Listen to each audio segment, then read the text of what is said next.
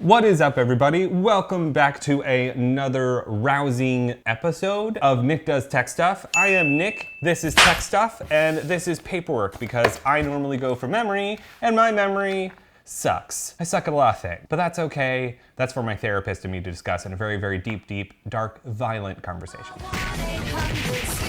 This is the Compaq Presario 5600. It is part of the third generation of Compaq Presario models. It included this, the 5600, which was the highest model. Then you also had a 5200, which was mid-tier, and a 5000 and 5100 series model. The machine we have in front of us is actually the first model of them, the 5600 flat. They went from 5600 in increments of 5 to 10, all the way up to 5695.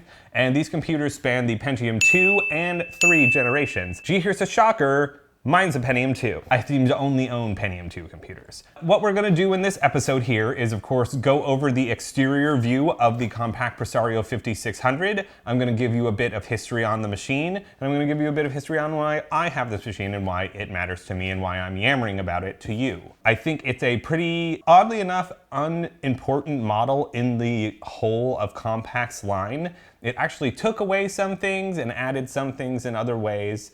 And so it's an interesting middle of the road machine. First, let's go over the specs. Full ATX tower. It had 3 drive bays, 1, 2, 3, with a zip drive standard and included. It also included a 12 gigabyte hard drive, included a CD-ROM drive, 48 megabytes of memory, and a 8 megabyte ATI Rage Pro graphics card. It also, of course, came with a 1.5 megabyte digital max modem because 56K was a thing. The other specs of the machine that are important is the 5690 happened to actually come paired as a model with a monitor, so this would have had, I do not have, the period correct MV700 monitor. The 5600 was the first in the series with a 333 megahertz Pentium 2. Yes, a Pentium 2 again. I have lots of those. The machine was a full tower, being the highest model. All the highest model Compaqs are all full towers. All the 5100s, 5200s, and 5000 series were all a shorter mini tower.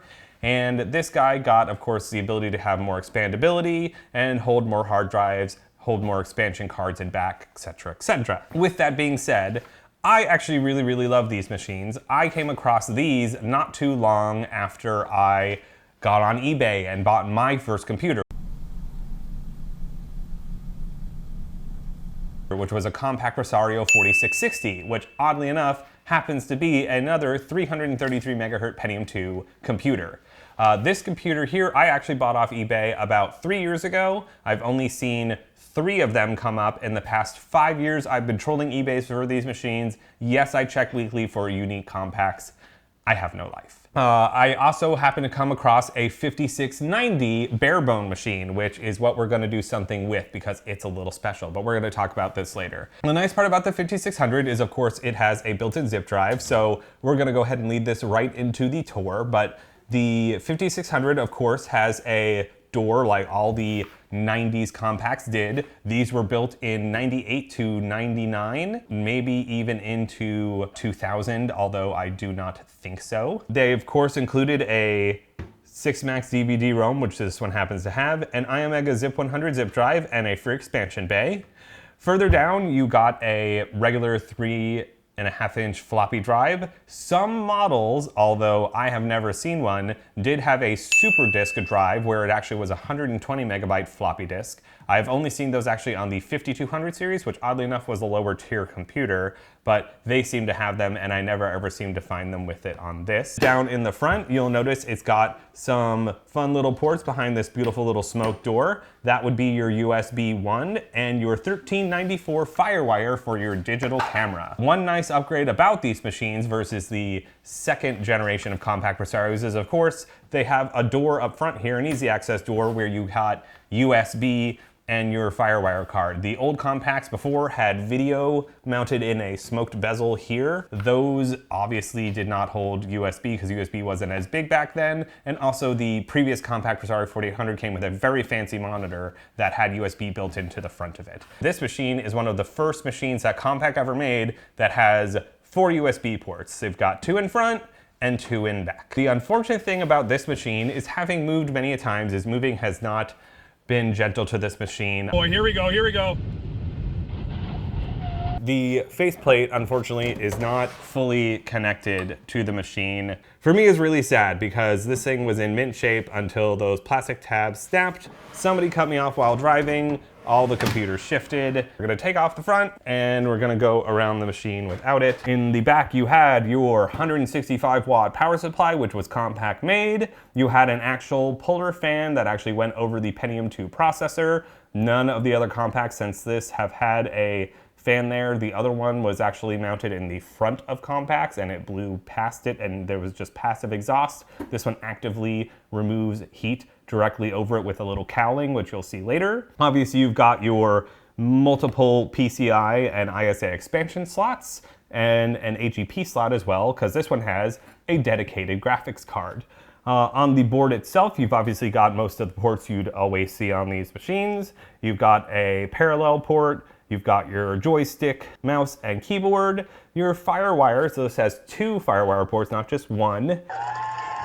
And also your audio jacks, your in-out microphone, and I think a subwoofer out.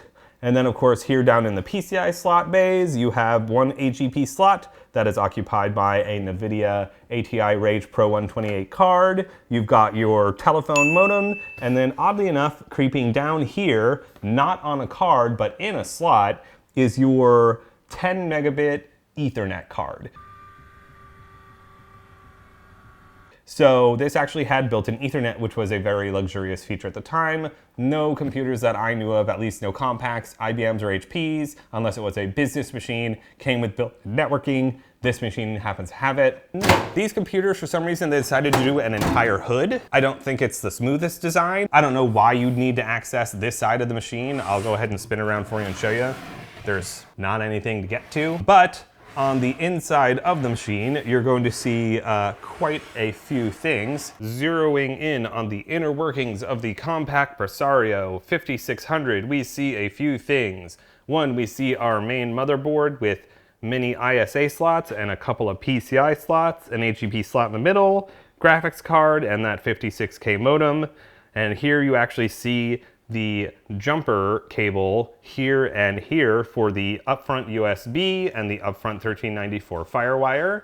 You also see your IDE cables, which are obviously not very stealth, your power cables, your power supply, DVD drive, IDE of course.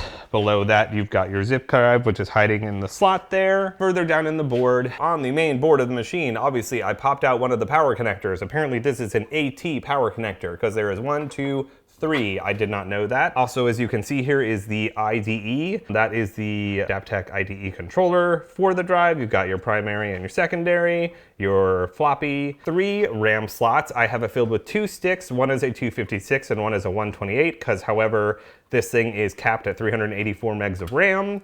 You can see 1 PCI slot, the AGP slot, another PCI slot, a blank space where the Ethernet is that little jack on the outside there, and 2 ISA slots. You can see behind there, lurking, is the fanciful Intel Pentium 2 333 megahertz processor. So that is what's there. This is actually a Compaq board. I don't know if you can actually see that. I've got my little light, but there is actually a Compaq logo right there. So that is the inside of the machine. I do find it very interesting that they just took routings and ran cabling up to the front where the USB and FireWire is. Of course, there's a hard drive, by the way, but super interesting stuff. Kind of a cool little setup. First time you got kind of a standard ATX style case in a Compaq, active ventilation straight over the processor. So now that we've done that, let's throw it all back together and throw it on the desk. All right, and she's booted up.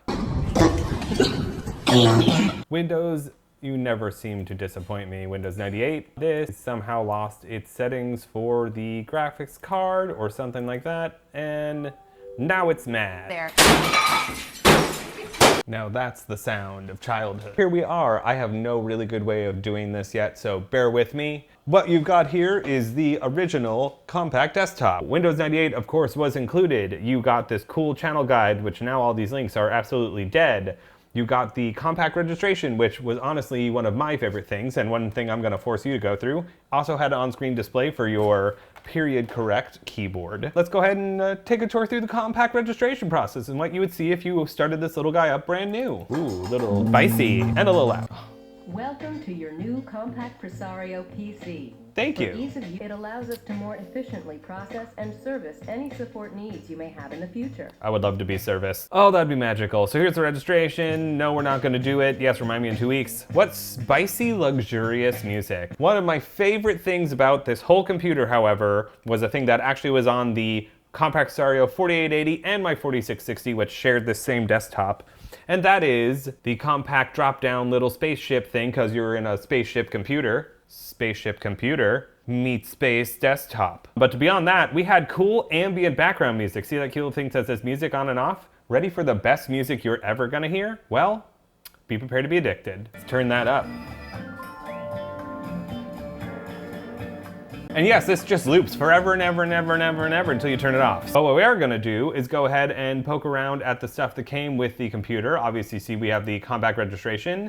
We also had the sign up for internet thing for MSN. We had Quicken, Outlook, Microsoft Works, Compaq's Extra Mile service, video phone setup, a DVD player setting, so then you could watch DVD movies. How cool is that? And then we also had all of the different things that came standard with Windows, Compaq utilities, the 3D sound, which that was also kind of fun. Let's go ahead and pop that guy open. It's supposed to demonstrate the sweet JBL speakers and audio 3D noises. You could do this and you can literally hear the sound. I don't know if my microphone picks it up, going different directions as that little orb goes side to side as it is a bee. Walking by the fountain here. Let's get closer. What a lovely fountain. On the right, on the left, in front, behind. Nice. Cool little demo. They also had another one which was a race car. Let's see. Oh, we got a race car and helicopters. I feel like I'm in an F1 racing game right now. Ooh, we got a broadcasting noise. Okay. So with Compaq, the future was now. All right, and I think the one thing I wanted to actually play was this little guy. Let's see how well the Compaq Presario does at playing Roller Coaster Tycoon 2. All right, let's go ahead and poke around here at Diamond Heights. Or Dynamite Dunes, I'm sorry. Looking pretty good. It's got all the game going good. There's no real major screen tearing. Things look pretty dang good. We've got the roller coaster rocking. See how fast she's going. 30, 40, ooh, almost 50 miles an hour. Oh, the nostalgia of Roller Coaster Tycoon was unreal. Looks super smooth. Seems like it's got it going on. I love me some Roller Coaster Tycoon. Let's face it, who doesn't love drowning people? What did he say? So I think to celebrate this Compaq being fully restored, we're gonna have to fix that. Poolio right here. Hey Red, Dynamite Blaster is a really good value. Is swimming lessons a good value? And we'll find out. He's eliminated. Well everybody, that is it. We now know we can play Roller Coaster Tycoon and murder unsuspecting victims. Isn't it a good time? The power of the Compaq Presario 5600 series. I hope you enjoyed a tour of the computer, and I hope you enjoyed my a little bit more, hopefully upbeat and not as ho-hum style of video creating. Thank you all, my little microchips, as I'm now saying. Yes, that's a thing. I'm just gonna try and make it stick. I feel like I should have a group meeting. Gives you a little bit of community. That's always fun. Thank you for following. Thank you for liking and subscribing. Please do like and subscribe if you want to see more videos. I'm gonna get back to being consistent. I had issues with video editing and motivation, but I love doing this way too much to not do it. Stay tuned. My next video is gonna be me actually getting a 5690, which has a better faceplate and a Pentium 3 for once. So I'm very excited for that. Have an excellent evening, day, week, month, and year. Keep loving vintage computers. Keep supporting creators who do content like this. I'm gonna actually have a Patreon or something because paying an editor isn't cheap and I'm not good at this and I need to have an editor to do something. And it supports my little brother, supports me, and helps get you content like this beautiful 5600 and me drowning people on Roller Coaster Tycoon. So if you like that, stay tuned and I'll only get better from here. Thanks y'all, bye.